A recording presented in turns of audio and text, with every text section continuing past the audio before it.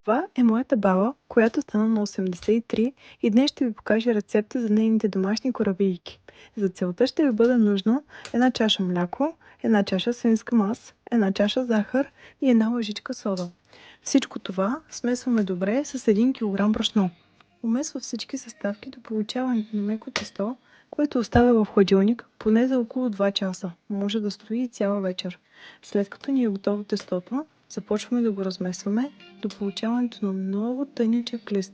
През това време се смесваме сладко от сини сливи с 150 грама орехи, които са счукани, разбъркваме ги добре и ги оставяме настрани.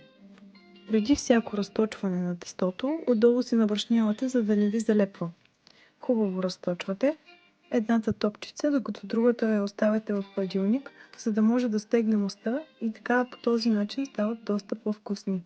За разточването ще ви бъде нужно още около 50 грама брашно.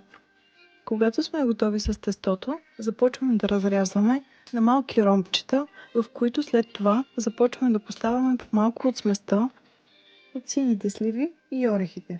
След като сме направили корабийките, ги слагаме да се пекат около 30 минути на 180 градуса с долно и горно загряване.